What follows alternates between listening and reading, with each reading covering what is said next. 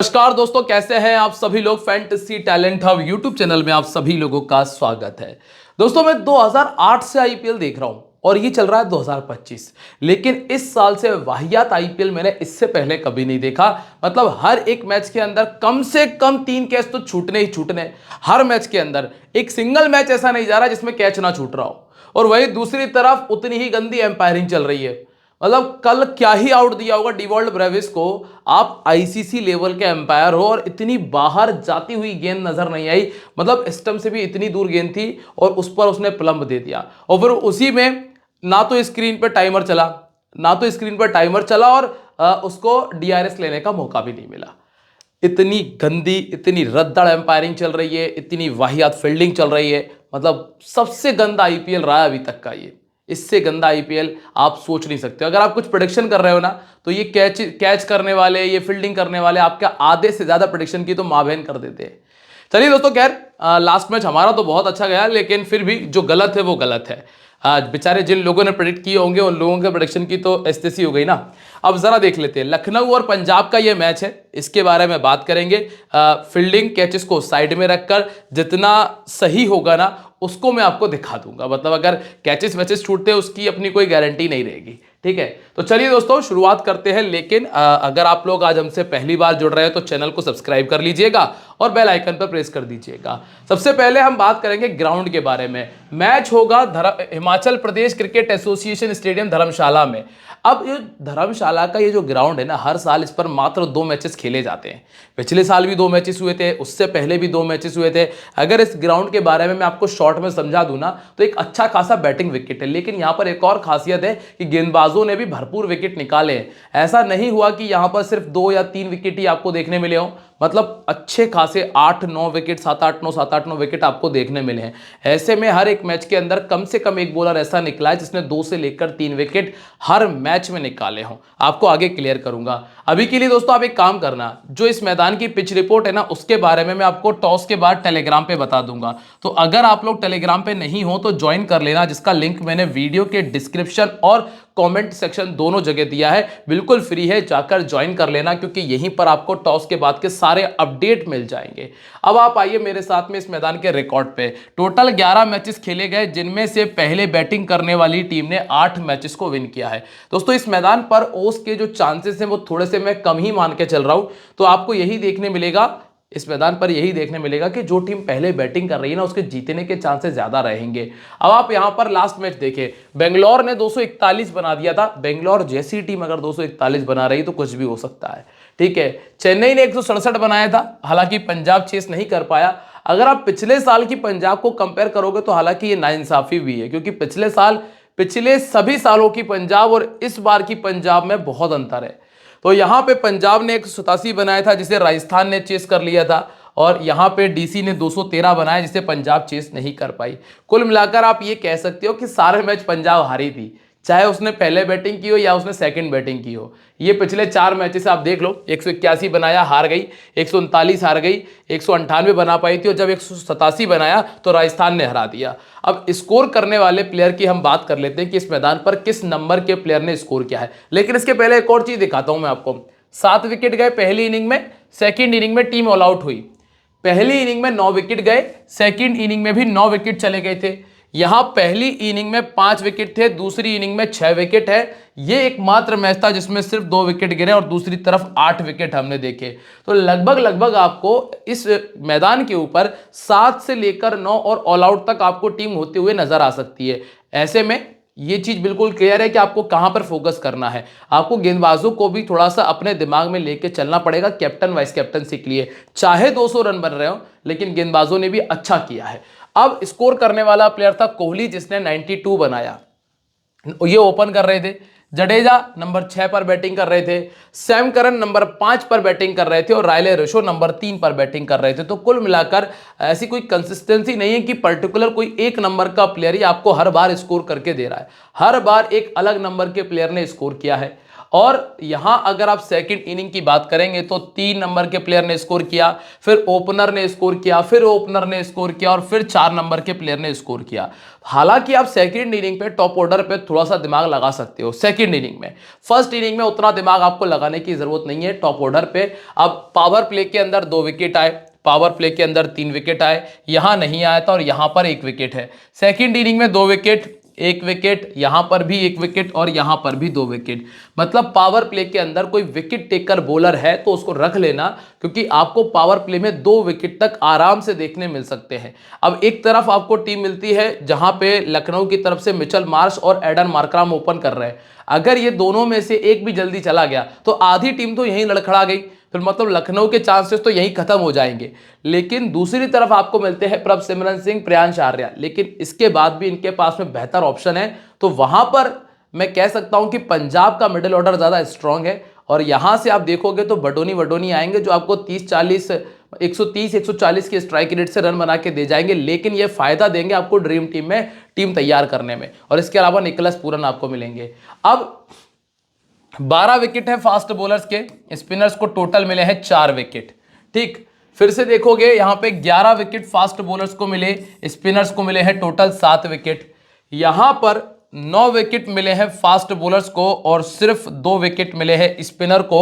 और इस वाले मैच में 7 विकेट मिले हैं फास्ट बॉलर को और स्पिनर को मिला है 1 विकेट। स्पिनर्स को टोटल कितने विकेट मिले हैं? 11 और 3 14 विकेट्स। और फास्ट बॉलर्स को टोटल कितने विकेट मिले हैं? 23 और 16, 23 और 9 31, 32 और 7 39 विकेट। तो 39 विकेट के आसपास जो मिले हैं वो फास्ट बॉलर्स को मिले। तो मेन जो फोकस हमारा रहेगा वो रहना चाहिए फास्ट बॉलर्स के ऊपर, मतलब फास्ट बॉलर्स का डोमिनेशन आपको नजर आएगा। चूंकि यहां पर पावर प्ले में भी अच्छे खासे विकेट आए तो पावर प्ले के बॉलर पे देख लेना। अब यहां देखिए आप, हर्षल पटेल ने 3 विकेट निकाले थे। मैं आपको एक बात पीछे बताया था मैंने आपको कि इस मैदान के ऊपर गेंदबाजों ने अच्छा काम किया है। जैसे कि 3 wicket Harshal Patel, captain vice captain बना देते कोई समस्या नहीं है, लगभग 90 पॉइंट तो सीधे सीधे मिल ही रहे। फिर इसमें कुछ अगर एलबी कर दिया, बोल्ड मार दिया और कुछ बोनस अगर मिलते हैं तो वो मिल जाएंगे। तो कुल मिलाकर सीधा सीधा अगर देखा जाए तो 110 से लेकर 120 के आसपास आपको पॉइंट अकेले हर्षल पटेल से मिल सकते थे। वैसा ही कुछ सिराज से हुआ, वैसा ही कुछ राहुल चहर और हर्षल पटेल से दोबारा हुआ। फिर यहां पे जडेजा ने वैसा ही काम किया। अब आप देख लीजिए 2 मैचेस हुए पिछले साल और दोनों मैचेस में गेंदबाजी के अगर पॉइंट मिला के चलो, सिर्फ एक गेंदबाज के बता रहा हूं मैं, इसके अलावा भी 2-2 विकेट है।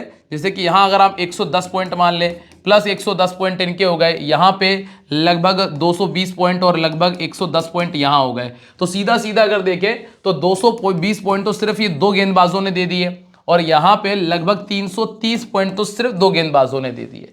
तो ये स्थिति हुई है पिछले साल के 2 मैचेस की। अब नीचे आओ आप, यहां पे नीचे क्या हुआ है भाई, नवदीप सैनी 3 विकेट इनको मिले। फिर वही बात 110 पॉइंट, कगिसो रबाडा को 2 विकेट मिले हैं। तो यही चीज है, कगिसो रबाडा को यहां 2 विकेट मिले। फिर सैम करन ने 2 विकेट निकाले थे और यहां पे ईशांत शर्मा और एनरिक नोरकिया को 2-2 विकेट मिले हैं। तो कुल मिलाकर अगर गेंदबाज कोई अच्छा है ना तो उसको भी कैप्टन वाइस कैप्टन बनाकर देख लेना, आपका काम बेकार नहीं होगा, फायदा मिल सकता है, कोई दिक्कत वाली बात नहीं है। ठीक है, और दोनों इनिंग्स में स्थिति है, ऐसा नहीं हुआ कि सिर्फ एक इनिंग में 3 निकाल रहे हैं तो दूसरी इनिंग में 1 ही विकेट आ रहा है। दूसरी इनिंग में भी 3 ही विकेट आए हैं, जैसे कि 3-3-3, 2-2-2 और 2-3 और 2। तो ये चीज आप समझ लेना, आपको फायदा मिल जाएगा, जिससे आप एक बेहतर कॉम्बिनेशन जीएल के लिए तैयार कर पाओगे। सारी चीजें अगर समझ में आती जाए ना तो दोस्तों वीडियो को शेयर जरूर कर देना और कमेंट और लाइक करना बिल्कुल मत भूलिएगा। अब जरा यहां पर आ जाओ भाई, लखनऊ ने 171 बनाया था जब पिछली बार पंजाब के सामने आई थी, जिसमें निकोलस पूरन का 44, बडोनी का 41 और दिग्वेश राठी के 2 विकेट थे। और तो दूसरी तरफ प्रभसिमरन का 69, श्रेयस अय्यर का 50, नेहाल वडेरा का 43 और अर्शदीप सिंह के 3 विकेट थे। अर्शदीप सिंह के विकेट फिर से काउंट करके चलना आप। अब इसके बाद आप देखेंगे अर्शदीप ने 2 विकेट यहां भी निकाले थे। Left arm bowler Sam Curran थे, इनको भी 3 विकेट मिले। ये दोनों प्लेयर इस टीम में नहीं है, क्विंटन डिकॉक नहीं है, पूरन का 42 आया था, पंड्या इस टीम में नहीं है, मयंक यादव के 3 विकेट थे और मोहसिन खान के 2 विकेट हमने पिछले साल देखे थे। अब आप आ जाओ सीधा, पहले ग्रैंड लीग कहां खेलना है। दोस्तों ग्रैंड लीग अगर खेलना है तो मैं आप लोगों को सीधा सीधा सा आपको सलाह दूंगा कि आप विजन 11 एप्लीकेशन पे ट्राई करो, क्योंकि ये वो एप्लीकेशन है जहां पर आपको ग्रैंड लीग का प्राइज मिलता ही मिलता है। इसके अलावा आप लीडर बोर्ड पर भी टॉप कर सकते हो। सबसे कमाल की बात यह है कि दोस्तों यहां पर आपको 1 करोड़ रुपए का मेगा जीएल मिल जाएगा। इसके लिए आपको डिस्क्रिप्शन में लिंक दिया है। कंपटीशन बहुत कम है। आप 58 करोड़ लोगों में खेलना पसंद करोगे या फिर कुछ लाख 2 लाख लोगों में, तो मेरी सलाह यही है कि लाख 2 लाख लोगों में जीतने के चांसेस ज्यादा है, उसी में खेलने का प्रयास करोगे तो चांसेस अच्छे रहेंगे। कम जीतोगे लेकिन बार बार जीतोगे। और इसके अलावा यहां पर आपको लीडर बोर्ड में मिलता है Fortuner, Hyundai Creta, Tata Nexon EV. तो करना क्या है, सिर्फ लिंक डिस्क्रिप्शन में दिया है, जाकर डाउनलोड करो, साइन अप कर लो और स्टार्ट कर दो अपनी टीम नेम FTH के साथ में। चलिए अब आप आ जाइए यहाँ पे दोनों टीम्स के बारे में चर्चा करेंगे। सबसे पहले अगर पंजाब की तरफ नजर डालें तो इनका बैटिंग ऑर्डर बहुत तगड़ा है। यहां तक आपको बल्लेबाजी मिल जाती है अजमतुल्ला ओमारजई तक।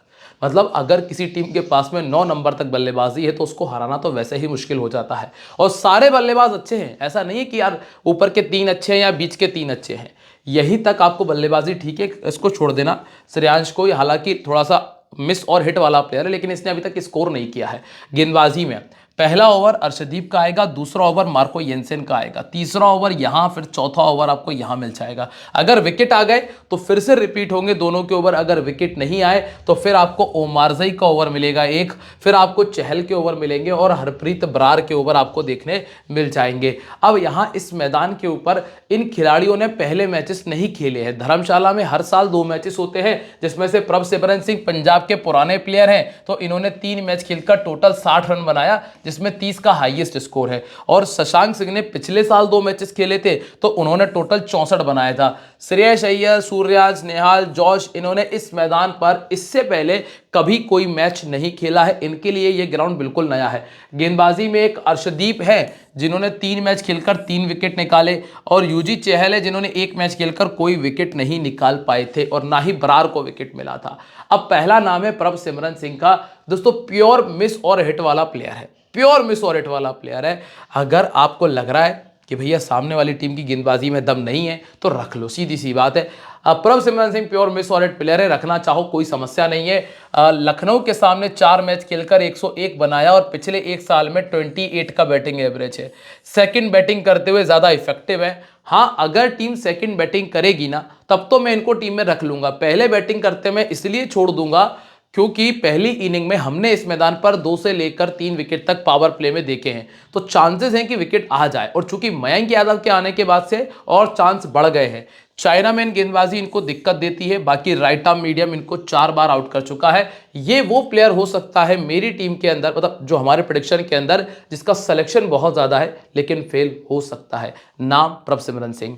अब बात करते हैं हम प्रियांश आर्या के बारे में। प्रियांश आर्या दोस्तों ये टेक्निकली इतना स्ट्रॉन्ग प्लेयर है, इतना स्ट्रॉन्ग प्लेयर है, मतलब आप इसकी टेक्निक देखें।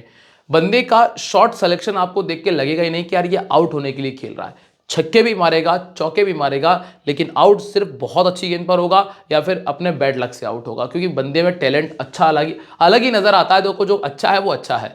लेग स्पिन के सामने ये 2 बार आउट हो चुके हैं 12 गेंदों के अंदर। यहाँ दिग्वेश राठी और बिश्नोई है। बाकी इन्होंने पहले बैटिंग करते हुए ज्यादा बेहतर बैटिंग की है, जिसमें 50 का एवरेज, एक 50 और एक बार 100 से ऊपर का स्कोर है। इसके बाद आते हैं श्रेयस अय्यर पे। अय्यर एक डिसेंट पिक है। लखनऊ के सामने एवरेज बहुत अच्छा है, क्योंकि लखनऊ की गेंदबाजी में उतनी दम है नहीं। मिडिल ओवर्स में बिश्नोई आएंगे और बिश्नोई के साथ में दिग्वेश राठी मिलते हैं, और स्पिन खेलने में इनको कोई समस्या है नहीं। आवेश खान, शार्दुल ठाकुर कोई समस्या नहीं। अगर कोई ज़्यादा दिक्कत दे सकता है तो वो सिर्फ और सिर्फ मयंक यादव है। और लेफ्ट आर्म के सामने इन्होंने अपना विकेट दिया है 5 बार, पर सामने वाली टीम पे लेफ्ट आर्म बॉलर भी नहीं है। दोनों इनिंग्स में 3-3 50 है। पिछले 1 साल में 40 का एवरेज है। बिल्कुल कंफर्म पिक है, कैप्टनसी की भी बहुत अच्छी चॉइस है। नंबर 4 पर आपको मिलते हैं निहाल वडेरा।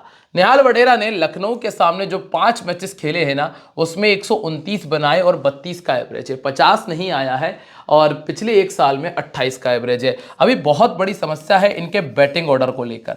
बैटिंग ऑर्डर थोड़ा सा मुश्किलों भरा है, लेकिन एक मैं आपको काम की बात बता देता हूं कि इस ग्राउंड पर विकेट जल्दी गए हैं, तो अगर टीम पहले बैटिंग कर रही है तो आप चाहो तो ऊपर से एक या दो प्लेयर छोड़ के निहाल वडेरा को अपनी टीम में वाइस कैप्टन तक बना सकते हो। ये स्पेशली नोट कर लेना, सिर्फ पहले बैटिंग के लिए है। राइट आर्म फास्ट बॉलिंग इनको 4 बार पहले आउट कर चुकी है। मयंक यादव इस तरह के गेंदबाज हैं और सामने वाली टीम में मौजूद भी है। फिर आपको अगला नाम मिलता है शशांक सिंह का। शशांक सिंह ने क्या किया है, 23 बनाया, 31 बनाया, पर बैटिंग ऑर्डर इनका भी क्लियर नहीं है। कई बार बहुत नीचे आते हैं, कई बार ऊपर आते हैं। अब हुआ यह है कि पिछले मैच में टीम ने ऑलराउंडर बढ़ाए हैं और बल्लेबाज कम किए हैं, तो ऐसे में इनका बैटिंग डाउन थोड़ा ऊपर हुआ है। शशांक सिंह का बैटिंग डाउन ऊपर आया है और इनका एवरेज लगभग 50 का है, वो नॉट आउट रहने की वजह से, क्योंकि ज्यादातर मैचेस में क्या होता है, एक गेंद खेल रहा है, दो गेंद खेल रहा है, नॉट आउट रह जाते हैं, चौका मार दिया, छक्का मार दिया, नॉट आउट रहने की वजह से स्ट्राइक रेट भी बढ़ रहा है और एवरेज भी बढ़ रहा है। अब ऑर्थोडॉक्स गेंदबाजी के सामने ये 3 बार पहले आउट हो चुके हैं। सामने वाली टीम पे कोई ऑर्थोडॉक्स गेंदबाज है नहीं, वैसे होने को तो मणिमरन सिद्धार्थ थे, लेकिन उनको खिलाया नहीं जा रहा है, तो इसीलिए शशांक सिंह आपके लिए एक अच्छा ऑप्शन है। हाँ, मैं इस बात से एक और चीज़ मेरे दिमाग में आई है, काफ़ी सारे लोगों के कमेंट्स आते हैं कि बेंच प्लेयर्स के बारे में भी आपको बता दूं। दोस्तों टोटल 25 खिलाड़ी हैं हर टीम के अंदर। कितने खिलाड़ी हैं? 25 खिलाड़ी। अब मैं अगर सारे 25 खिलाड़ियों का रिकॉर्ड दिखाने बैठूंगा ना, तो वीडियो बनेगी कम से कम 2 घंटे की। आप आधे घंटे की वीडियो तो पूरा देख नहीं रहे, 2 घंटे की वीडियो में आप 1 घंटे की नींद ले लोगे। इसीलिए मैं वीडियो पूरी नहीं डालता हूँ, पूरे प्लेयर्स का रिकॉर्ड नहीं देता हूँ। जो 11 लास्ट मैच में खेले उनके बारे में बात करते हैं, और बाकी जो कोई नया आ जाएगा तो उसके बारे में टेलीग्राम पे देख लेंगे। और जो खिलाड़ी पहले खेल चुका है उसका रिकॉर्ड तो आप मेरी पुरानी किसी भी वीडियो में उठाकर देख सकते हो, मिल जाएगा। ठीक है, जॉश इंग्लिश पहले बैटिंग करते हुए एक अच्छा ऑप्शन है। 23 इनिंग में 426 रन और 22 का एवरेज है। अब दोस्तों ये है तो रिस्क, क्योंकि हुआ यह है कि इनका बैटिंग डाउन कई बार शशांक सिंह के बाद में आया, कई बार ऊपर आया है। लेफ्ट आर्म फास्ट बॉलिंग इनको दिक्कत देती है, राइट आर्म मीडियम के सामने समस्या है। हालांकि इनको अगर टीम में रखना है तो पहले बैटिंग करते हुए ही रखना, सेकंड बैटिंग में ये रिस्क आपको उठाने की जरूरत नहीं है। आवेश खान इनको परेशान कर सकते हैं, प्रिंस यादव के सामने दिक्कत आ जाएगी। फिर आएंगे सूर्यांश शेदगे। सूर्यांश ने पिछले मैच में गेंदबाजी की, अब गेंदबाजी में उतनी दम तो दिखी नहीं, ना ही उतनी धार दिखी, तो पॉसिबिलिटीज ये भी है कि इस मैच में सूर्यांश को बैठा दिया जाए और कोई प्रॉपर बल्लेबाज खिलाया जाए इनके स्थान पे। सूर्यांश शेदगे ने बैटिंग में भी ऐसा कुछ खास किया नहीं है, बॉलिंग भी पहला ओवर अच्छा डाला था, दूसरा ठीक था, तीसरे में बड़ी जोरों से मार पड़ी थी। लेकिन ठीक है, सूर्यांश शेदगे पॉसिबल होंगे भी तो फिर उनकी टीम में जगह तो नहीं है।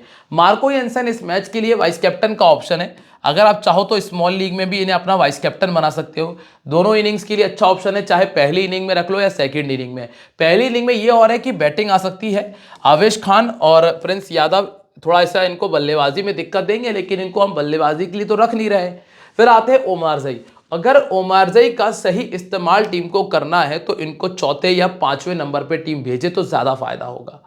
अगर ये सोच रही है पंजाब की टीम की भैया ये प्लेयर आपको लास्ट में आके 2 छक्के मार के दे देगा, नहीं होगा।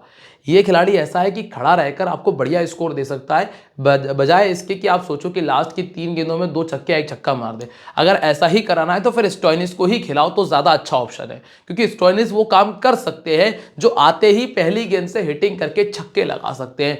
तो ये थोड़ा सा टीम मैनेजमेंट को यहाँ पे चेंज करना पड़ेगा। बाकी ओमारजई गेंदबाज अच्छे हैं, इन्होंने 30 इनिंग में 20 विकेट निकाले हैं, सेकंड इनिंग में 12 विकेट है, पहली इनिंग में 8 विकेट है। ग्रैंड लीग के लिए एक अच्छा ऑप्शन है। इसके बाद है अर्शदीप सिंह। ये वो मैच था जब इन्होंने इस टीम के सामने 3 विकेट निकाले थे। दोबारा से वही टीम है, दोबारा से 3 विकेट पहली इनिंग में, आप देख सकते हो कोई बहुत बड़ी बात नहीं होगी। पहले गेंदबाजी करते हुए 14 इनिंग में 23 विकेट इनके खाते में दर्ज है। अब यूजी चहल 4 विकेट पिछले मैच में एक बार फिर से निकाले, 24 इनिंग 31 विकेट है। लखनऊ के सामने 6 इनिंग 7 विकेट। लखनऊ के सामने अच्छे विकेट्स आ जाएंगे अगर निकोलस पूरन जल्दी आउट हो जाए। निकोलस पूरन का अगर विकेट नहीं आया तो फिर मुश्किलें ज़्यादा होंगी। पहले गेंदबाजी करते हुए 17 विकेट है, सेकंड गेंदबाजी करते हुए 14 विकेट इन्होंने निकाले हैं। हरप्रीत बरार 16 इनिंग में 11 विकेट इनके खाते में शामिल है, पिछले 3 मैचेस में 4 विकेट निकाल चुके हैं। हालांकि दोस्तों ये खिलाड़ी उतना बेहतर ऑप्शन नहीं है स्मॉल लीग के लिए। तो अब हम बात करेंगे लखनऊ के बारे में। दोस्तों यहां तक अगर आप लोगों को समझ में आ गया तो वीडियो को लाइक शेयर कमेंट कर देना, बाकी मेरे ऊपर छोड़ देना टेलीग्राम के लिए, क्योंकि टेलीग्राम पर आपको टॉस के बाद सारे अपडेट दे दूंगा। अब यहां पर आ जाओ आप, क्या है भाई, Mitchell Marsh, Aiden Markram, Nicholas Pooran, बल्लेबाजी खत्म। आपने मिलर को एक मैच में बैटिंग कराई नहीं है, आपने बडोनी को बैटिंग कराई है, वो पूरे ओवर खेलता है, 30-40 रन बनाता है। ऋषभ पंत उतनी अच्छी फॉर्म में है नहीं, अब्दुल समद की स्थिति खराब चल रही है। कुल मिलाकर ये मैच पूरा डिपेंड करेगा सिर्फ और सिर्फ इन 3 प्लेयर्स के ऊपर। अगर ये चलते हैं तो बेहतर है, या फिर डिपेंड करेगा इस बंदे के ऊपर जो कि है मयंक यादव। अगर ये 3 से 4 विकेट खा जाए तो फिर आपको फायदा देगा। प्रिंस यादव दूसरा प्लेयर है, दिग्वेश राठी, आवेश और रवि बिश्नोई आपको नजर आ जाएंगे।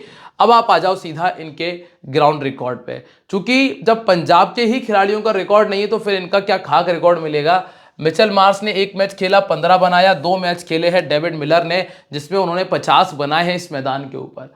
और गेंदबाजी में इनमें से किसी भी गेंदबाज ने इस मैदान पर पहले कभी गेंदबाजी नहीं की है। अब आप आओ सीधा मार्श पे। मार्श के साथ एक बहुत बड़ी समस्या है कि अगर कोई लेफ्ट आर्म मीडियम अच्छा बॉलर सामने आता है तो ये आउट हो जाते हैं। यहां पे अर्शदीप सिंह है जो कि 11 गेंदों में 25 रन देकर 2 बार इनको पहले भी आउट कर चुके हैं। पिछला जो आप ये 0 देख रहे हो ना, ये इसी टीम के सामने था। तो अगर ये पहले बैटिंग कर रहे हैं मार्श, मतलब जी अपना एलएसजी अगर पहले बैटिंग कर रही तो आप इनको कैप्टन वाइस कैप्टन मत बनाना। अब टीम में तो एक तरह से मजबूरी सी है रखना। मजबूरी क्यों है, क्योंकि अगर बाई चांस अगर खेल गए तो फिर ज़्यादा ही अच्छा खेल जाएंगे। इसीलिए मिचेल मार्श टीम में है ज़रूर, लेकिन पहले बैटिंग करते हुए रिस्की पिक है। अगर आप रिस्क लेने वाले बंदे हो तो छोड़ भी सकते हो। नंबर 2 पर आपको कौन मिलेगा, एडन मार्कराम। मार्कराम की स्थिति ऐसी है, ये टेक्निकली अच्छा प्लेयर है तो स्कोर के चांसेस भी बढ़ जाते हैं। आउट करने वाला गेंदबाज इनको है राइट आर्म फास्ट बॉलिंग, जिसके सामने ऑलरेडी 4 बार आउट हो चुके हैं और पिछली 104 गेंदों में 8 बार आउट हुए हैं। चाइना में इनके सामने 2 बार आउट हो चुके हैं। अब चूंकि पंजाब के पास में कोई फास्ट बॉलर नहीं है, right arm fast bowler medium है। फिर आते हैं निकोलस पूरन। दोस्तों इनके पिछले 4 मैचेस गंदे हो गए, इस वजह से ये बंदा ऑरेंज कैप से नीचे आ गया।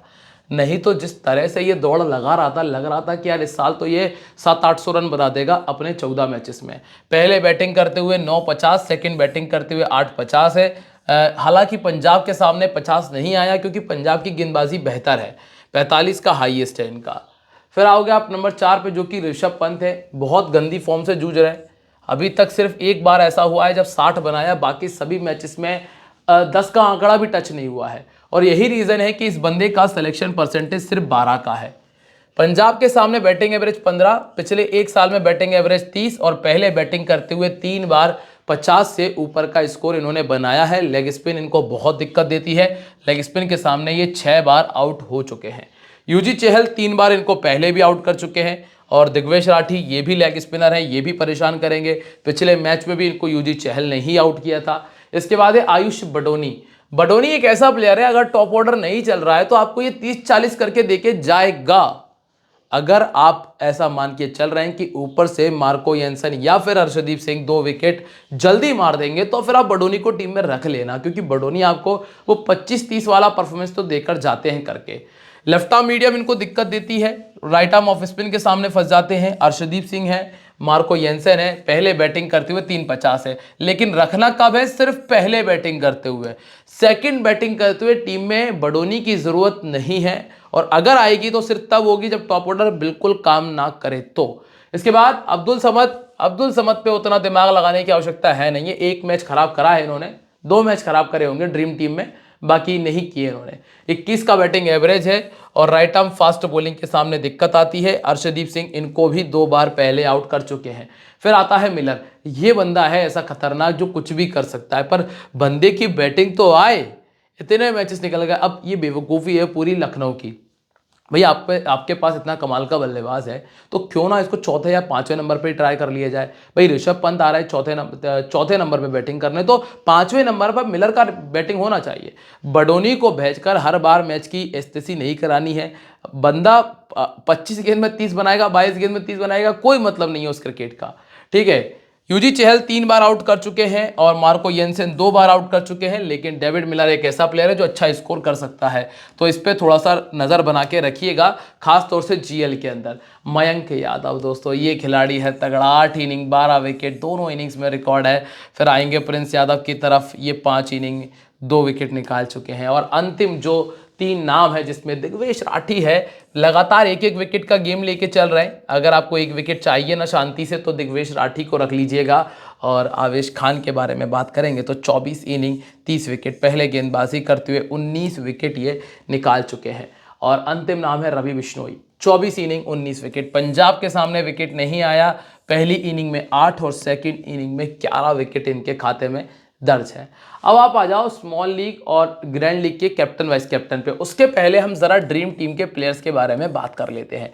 अब ड्रीम टीम के प्लेयर्स क्या है भाई, आपको प्रियांश आर्या मिल जाएंगे, आपको अपने श्रेयस अय्यर मिल जाएंगे, ये ड्रीम टीम में नज़र आ सकते हैं। फिर मार्को येंसन मिल जाएंगे, अर्शदीप सिंह मिल जाएंगे, और एक और अगर मैं मान के चलूँ तो यूजी चहल मिल जाएंगे। इस तरह से आपको ये 5 मिल सकते हैं। और एक नाम है जो कि डिफरेंशियल है, प्रभ सिमरन सिंह और ऑब्लिक जॉश इंग्लिश का, इन दोनों में से एक और आपको ड्रीम टीम में नजर आएगा। वहीं अगर हम लखनऊ की बात करें तो लखनऊ की तरफ से एडन मार्कराम, निकलस पूरन आपको मिल जाएंगे, आयुष बडोनी मिल जाएंगे, गेंदबाजी में मयंक यादव आपको ड्रीम टीम में देखने मिल सकते हैं। तो यहाँ वो 4 प्लेयर, यहाँ पे ये 5-6 प्लेयर, इस तरह से आपको ड्रीम टीम देखने मिल सकती है। Shreyas Iyer, Prince Arya, Aiden Markram, ये आपके स्मॉल लीग के कैप्टन वाइस कैप्टन, सॉरी हाँ प्रिंस आर्या, मैं प्रिंस यादव समझने लग गया था एक सेकंड के लिए, आंखों पे अंधेरा छा गया था। निकलस पूरन, अर्शदीप और मार्को येंसन आपके ग्रैंड लीग में काम आ जाएंगे। और आप चाहो तो मयंक यादव को भी बना सकते हो। क्या कहता है टीम कॉम्बिनेशन भैया, पहले तो ये कहता है कि विजन 11 एप्लीकेशन डाउनलोड कर लो, लिंक डिस्क्रिप्शन में है, और वहीं पर टेलीग्राम का भी लिंक है, क्योंकि अगर कुछ बदलेगा तो वो वहीं पर पता चलेगा। अब निकलस पूरन है vice captain, Josh Inglis team में है, कप्तान Shreyas Iyer, Prince Arya, Mitchell Markram, Marco Jansen, Digvesh, Mayank Yadav, Arshdeep और यूजी चहल को हमने टीम में जगह दी है। कोई भी बदलाव अगर करना होगा तो वो मैं आपको अपने पर्सनली टेलीग्राम पे बता दूंगा, ज्वाइन करो, लिंक डिस्क्रिप्शन में। और ध्यान रखना, this game may be habit forming और financially risky, so please play responsibly. मिलते रहेंगे आप लोगों से अपनी अगली वीडियो में, तब तक के लिए दोस्तों बाय, जय हिंद, जय महाकाल।